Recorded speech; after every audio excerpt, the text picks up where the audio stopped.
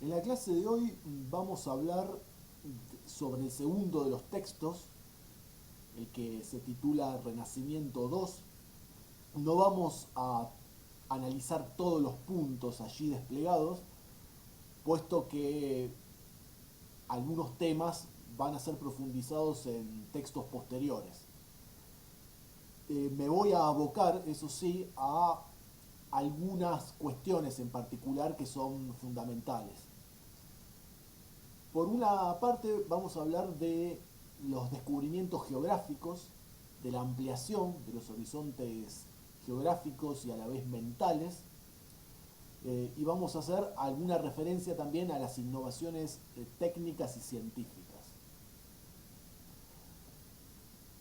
Podemos decir que los vehículos de transmisión de las innovaciones, las numerosas innovaciones técnicas y científicas que se dieron durante el Renacimiento, estuvieron facilitadas por las redes comerciales que habían sido establecidas primeramente por los mercaderes italianos durante la Edad Media. A partir de esas rutas comerciales, que eran sobre todo mediterráneas, el eje central de la economía europea era el mar Mediterráneo, había una serie de rutas marinas que recorrían los distintos puertos mediterráneos y que luego bordeaban la costa atlántica y comunicaban con el Mar del Norte y con el Mar Báltico. Básicamente esta era la estructura marítima complementada con una serie de caminos por tierra que cruzaban la Europa de aquel entonces. Los mercaderes italianos mucho tuvieron que ver con este comercio, fueron los principales gestores e impulsores del mismo, pero esta situación se va a ir modificando durante el siglo XV, más exactamente sobre finales del mismo, cuando el Imperio Otomano, en plena expansión, conquiste Constantinopla y lo poco que quedaba todavía del Imperio Romano de Oriente, el Imperio Bizantino, y de esta manera bloquee el comercio europeo, sobre todo veneciano, en el Mediterráneo Oriental. Por ende, la posibilidad de acceder a mercados asiáticos y africanos, y sobre todo aquellos del lejano oriente, tales como la India, China y Japón, este acceso se ve imposibilitado por la presencia de este imperio otomano, turco-otomano, islámico, que, como mencionaremos a lo largo de esta clase, se va a ir imponiendo y llegará a su expansión. Por lo tanto, los europeos se verán obligados a volver su vista, por así decirlo, hacia el Atlántico e intentar, por vía de las diferentes exploraciones y descubrimientos que van a tener cabida en estos años, buscar el acceso ya no hacia el este, sino hacia el oeste, buscando la ruta de las Indias, lo que ellos llamaban las Indias, que bueno, después se supo que era un nuevo continente, pero la idea era llegar hasta la India, China y Japón en busca de las famosas especias.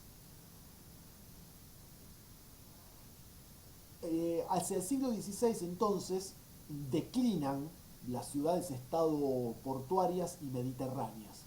entre ellas Venecia, que era la potencia marítima más destacada del medioevo y incluso de parte del Renacimiento. Va a haber entonces una suerte de reemplazo. Estas ciudades mediterráneas van a perder primacía, aunque no van a entrar en una bancarrota absoluta, pero sí van a perder gran parte de esa preeminencia de la que gozaban durante el medioevo. Y el eje entonces se va a desplazar del Mediterráneo al Atlántico y a una serie de ciudades puerto vinculadas con las nuevas rutas marítimas, tales como Sevilla en España, Lyon en Francia, Amberes en los Países Bajos, etc. El espíritu crítico y la curiosidad interminable del hombre renacentista va a tener mucho que ver con el impulso de exploración y difusión de la cultura europea por todo el mundo. Más allá de las razones estrictamente económicas, comerciales, la búsqueda de los mercados asiáticos, accediendo por una ruta marítima diferente, que todavía se desconocía y que se va tanteando a partir de Cristóbal Colón fuertemente, pero ya con anterioridad, con los primeros viajes portugueses alrededor del continente africano, la circunnavegación que se da durante el siglo XV del continente africano, buscando el Océano Índico y la ruta o el acceso a los mercados de la India, de China y de Japón, cosa que los portugueses conseguirán, sobre todo con Vasco da Gama, primero con Enrique el Navegante, que va a ser rey de Portugal, pero que en su primera juventud comienza a bordear las costas del norte africano. Le van a seguir una serie de marinos portugueses, el más destacado de los cuales es Vasco da Gama, que va a conquistar virtualmente la India de manera marítima, imponiendo la superioridad de los buques portugueses, técnicamente mejores que todos los buques que navegaban a lo largo del Océano Índico, y va a imponer además la hegemonía comercial portuguesa en esta parte del mundo, controlando la ruta de las especies. Bueno, aquí estamos mencionando una razón estrictamente económica, pero más allá de eso, hay que tener en cuenta esa curiosidad del renacentismo, digamos, del espíritu renacentista, esa curiosidad del hombre renacentista, ese afán de conocimientos y esa obsesión, casi podríamos decir, de llevar la cultura europea, como finalmente sucedió, a todas partes del mundo, explorándolo, deteniéndose en una exploración minuciosa, en la confección de mapas, en las innovaciones técnicas ligadas a la navegación, a los nuevos barcos que se van aventurando cada vez con mayor éxito en los mares y océanos del mundo. Entonces los horizontes geográficos, pero a la vez mentales, se ensanchan considerablemente. La impronta renacentista la vemos reflejada incluso en el propio nombre que llevará el nuevo continente. América es bautizada como tal en honor de un florentino, un oriundo de la ciudad de Florencia, radicado posteriormente en España, con conexiones con los portugueses anteriormente, llamado este hombre Américo Vespucio, o Amerigo Vespucci en italiano, quien realiza una serie de viajes, algunos comprobados fehacientemente, otros que más bien dudosos, y una serie de cartas y de libros publicados por él mismo y en otros casos por otras personas que se hicieron pasar por él. Pero lo cierto es que dentro de este cúmulo de datos dudosos y de esta imagen legendaria que rodea la figura de Américo Vespucio, está comprobado que realizó al menos 2 viajes al continente americano, llegó al Río de la Plata varios años antes que los españoles, a comienzos del siglo XVI, y a partir del mapa del mundo confeccionado por un alemán entre 1507 y 1509, un tal Michael Waldseemüller, este continente pasó a llamarse América. Es este cartógrafo alemán el que utiliza para honrar a Américo Vespucio su nombre. Entonces es en realidad este navegante florentino, sus exploraciones, las que demuestran la existencia de este nuevo continente que hasta entonces había ignorado Colón y todos los que le siguieron a él. Entonces esta es la innovación, pero a su vez es la impronta renacentista, es esa idea de lanzarse a descubrir, a explorar el mundo, esa cuestión ligada con las innovaciones técnicas, con la navegación, entre otras cosas, con ese afán de llevar la cultura europea fuera de Europa. Todo eso aparece expresado en la propia designación, en la propia denominación de este nuevo continente.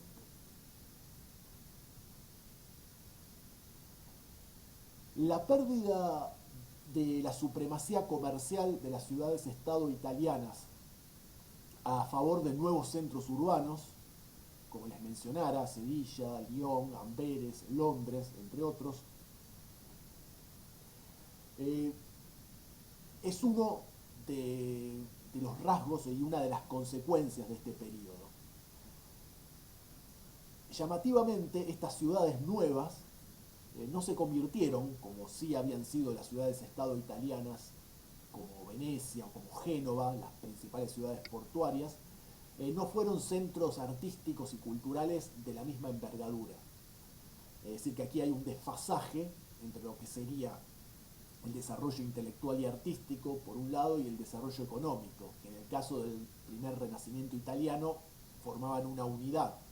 Es precisamente el desarrollo económico y técnico de los italianos lo que impulsa, o una de las razones principales que impulsan el Renacimiento, es decir, todo este desarrollo superlativo en la faz cultural. Pero este mismo desarrollo material que pasa la posta, podríamos decir, a las ciudades atlánticas, particularmente en España, Portugal, Inglaterra y Francia. Sin embargo, y los Países Bajos, estas nuevas ciudades no van a tener la primacía cultural y la excelencia cultural que habían tenido y que seguían teniendo las ciudades-estado italianas. Entre las innovaciones técnicas a subrayar se encuentra evidentemente la invención de la imprenta en Alemania a principios del siglo XV por un tal Gutenberg. Posteriormente se fue afinando esta invención y se fue difundiendo. En un primer momento los copistas, los antiguos copistas, los tradicionales copistas a mano de los libros, trabajaron de manera mancomunada, complementaria con los primeros técnicos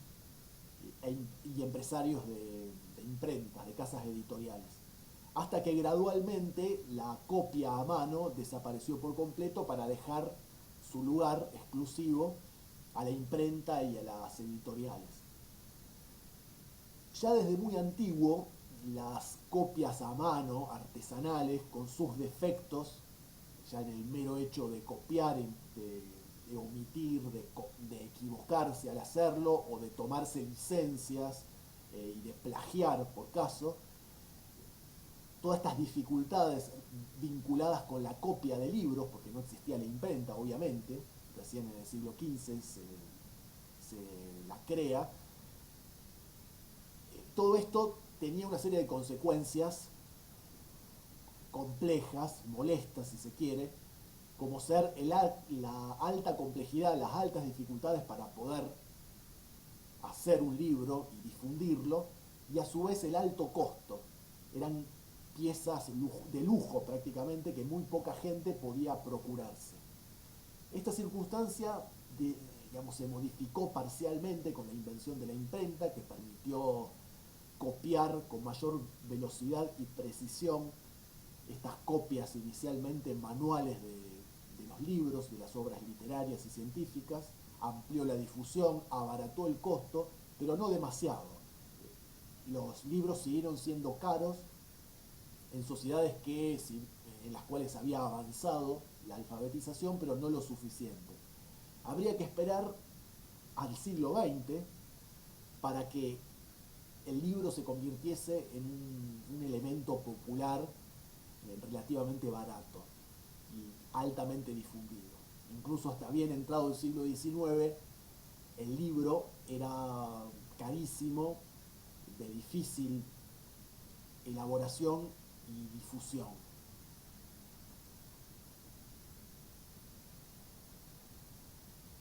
Bueno, estas ventajas, aunque relativas, de la imprenta llevaron, como ya hemos visto, a que se difundiera el saber, se difundieran las obras literarias, científicas, las traducciones. Hemos hablado del tema de la difusión de los textos clásicos, griegos y romanos, de sus traducciones a las lenguas consideradas vulgares a las lenguas que se hablaban, porque el latín y el griego a esta altura ya son lenguas muertas. El griego es una lengua de eruditos, podríamos decir, y el latín también, pero a su vez es la lengua oficial de la iglesia, la lengua de la liturgia, la lengua también de la literatura oficial, religiosa, eh, y aquella considerada como formando parte de la cultura erudita, de la cultura sofisticada, mientras que las lenguas, derivadas muchas de ellas del propio latín, las lenguas romances, eran inicialmente consideradas de menor valía. Esto se va a modificar con el Renacimiento y el libro va a tener mucho que ver en esta transformación. Entre los más destacados impresores podemos citar a un cretense, o sea, natural de la isla griega de Creta, Aldus Manutius, que vivió entre 1450 y 1515, se radicó en Venecia y allí publicó una gran cantidad de libros, sobre todo libros en lengua griega. Venecia se convierte en estos años en el centro de la industria de impresión italiana. Los eruditos, los humanistas, son contratados a su vez por los editores para depurar y reproducir los textos, sobre todo los textos clásicos.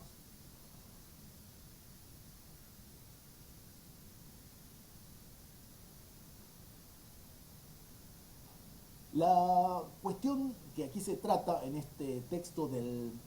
la Reforma protestante la veremos con mayor detalle en otro texto, entonces no me voy a detener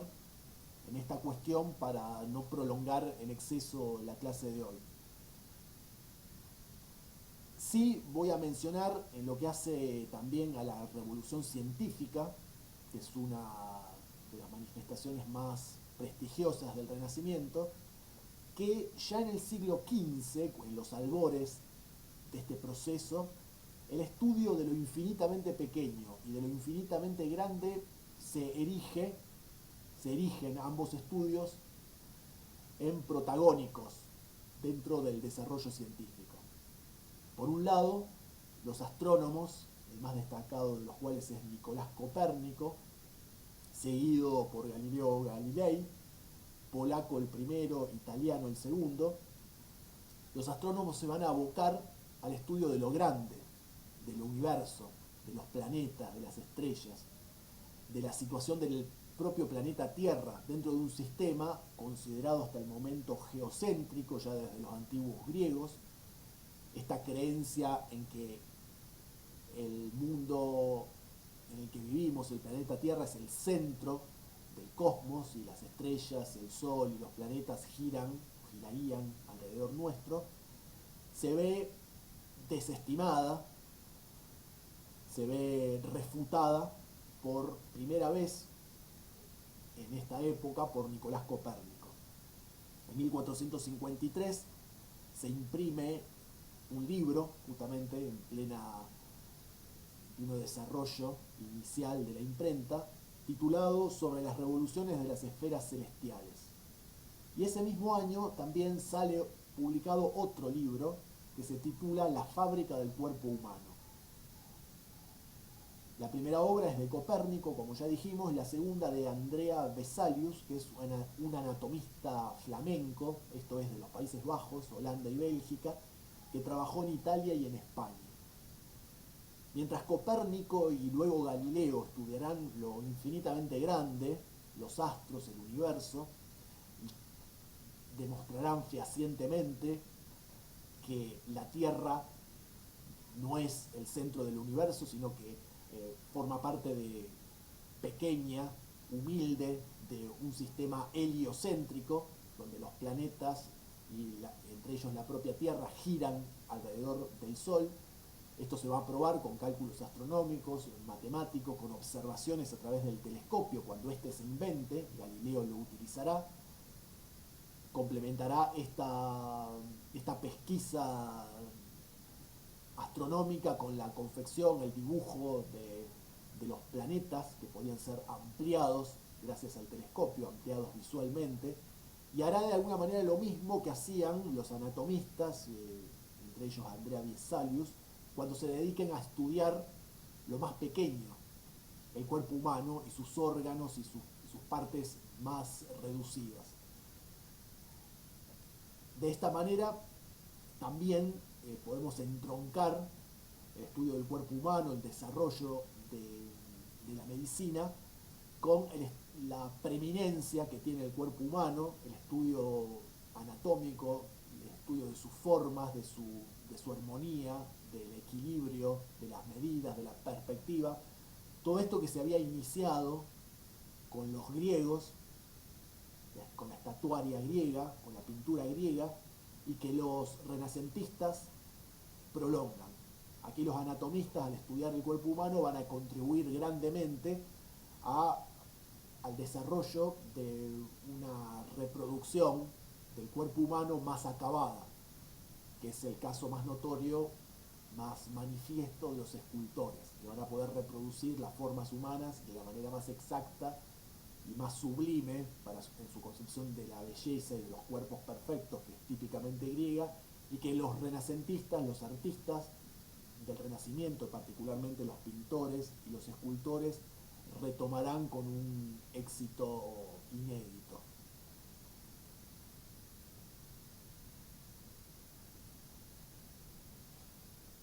Entonces podríamos decir que la observación y la práctica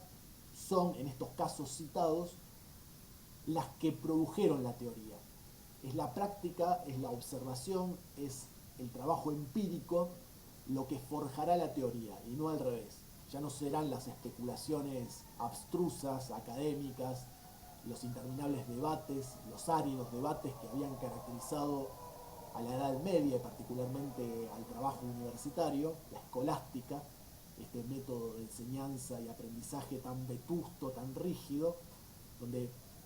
importaba más el modo de decir las cosas y la manera en que se seguían los lineamientos de los grandes sabios como Aristóteles o Platón. Todo eso va a desaparecer frente a la revolución científica, que se basa en lo empírico, la experimentación, en la innovación técnica, que van a dar lugar a su vez a teorías mucho más sustentables, más sólidas desde el punto de vista científico, y que van a ir marcando el desarrollo de las técnicas, de la ciencia aplicada, de la tecnología y bueno, del pensamiento científico y racional en general. Ya hemos hablado entonces de los viajes portugueses que jalonan el siglo XV, van circunnavegando África. Los logros principales entonces en los mares van a corresponder a los portugueses durante el siglo XV, mientras que sobre fines de esta centuria y más acusadamente durante el siglo XVI van a ser los españoles los que se destaquen, a partir del descubrimiento, entre comillas, de América por parte de Cristóbal Colón en 1492. Los sucesivos viajes que realiza este genovés, digamos, aquí tenemos otro hombre del Renacimiento italiano, radicado en España al servicio de las coronas de Castilla y de Aragón, de los reyes católicos. Aquí tenemos otro hombre del Renacimiento italiano emprendiendo un viaje de exploración que, sin proponérselo, va a dar a la luz, por así decirlo, la existencia de un nuevo continente. Como todos sabemos, por una cuestión de educación escolar básica, Cristóbal Colón murió creyendo que había llegado a las Indias, como le llamaba él, al continente asiático, y no a un nuevo continente, que es lo que va a demostrar con sus exploraciones Américo Vespucio, como ya hemos dicho. A partir entonces de los viajes de Colón, y ya en el siglo XVI, los viajes, exploraciones y conquistas de los españoles van a tomar la delantera. Se van a ir sucediendo exitosamente, de manera sangrienta muchas veces, pero a la vez sorprendente, a lo largo de toda esta centuria. Entonces, durante fines del siglo XV y principios del XVI, los españoles van a ir descubriendo, explorando y poblando las islas caribeñas. En 1519, Hernán Cortés va a conquistar México. En 1531, Pizarro comienza la conquista del Perú. Entre 1519 y 1521, Hernando de Magallanes y Sebastián Elcano van a emprender la primera circunnavegación del globo terráqueo, del globo terrestre. La va a iniciar Magallanes como capitán de la expedición y la va a completar Elcano, que era su segundo en la línea de mando de la expedición, porque Magallanes es asesinado en las Islas Filipinas. Y por primera vez, después de 3 años de penurias, los españoles consiguen dar la vuelta al mundo. La esfericidad del mismo en realidad ya estaba comprobada de larga data, de la época de los griegos, incluso ya en el siglo II antes de Cristo se sabía, gracias a un tal Eratóstenes, geógrafo y astrónomo griego, quien con una serie de cálculos matemáticos y de observaciones empíricas había demostrado fehacientemente la esfericidad del planeta Tierra e incluso sus dimensiones las había calculado con una precisión notable, casi perfecta, con apenas un 1% de margen de error. Después, durante el medioevo, la mayor parte de la gente olvidó, por así decirlo, estas teorías. La creencia en un mundo plano se hizo generalizada en la gente del pueblo, pero no así en un círculo restringido de expertos que sabían a ciencia cierta que esto no era así, que el mundo no era plano sino redondo. Entre estos hombres se contaba Cristóbal Colón, que lo único que se equivocó fue en el cálculo de la distancia que separaría, yendo hacia el Atlántico, de América a Asia, sin saber obviamente que en el medio había un continente. Pero en realidad el cálculo de los griegos había sido superior, mucho más preciso que el de Colón. Colón creía que el mundo era más pequeño de lo que en verdad era y de lo que ya habían probado los griegos. Buena parte de las críticas que se le hacen a Cristóbal Colón antes de que emprendiera el viaje era justamente esto. Lo que decían los expertos era que la distancia a cubrir de Europa a Asia, atravesando el océano Atlántico, era tan grande, si se pensaba que solamente había mar y no había un continente, era tan grande que la travesía podía ser peligrosa, no se completaría, no tendrían los víveres suficientes los europeos para poder cubrir tamaña distancia y estarían más de un año navegando y con suerte podrían llegar al cabo de una travesía excesiva. Entonces, en realidad esto era lo que se le criticaba. Esto dicho como una curiosidad que no está señalada en el texto, pero que hay que tener en cuenta. Entonces, finalmente los griegos tenían razón. El mundo era más pequeño, era más grande de lo que creía Colón. Entonces, he completado con esta exposición los puntos que yo pretendía subrayar. No he hablado, como ya dije al principio, que iba a hacer, no he hablado de todos los puntos desarrollados, puesto que la mayoría de ellos los vamos a ver con otra profundidad en los textos subsiguientes.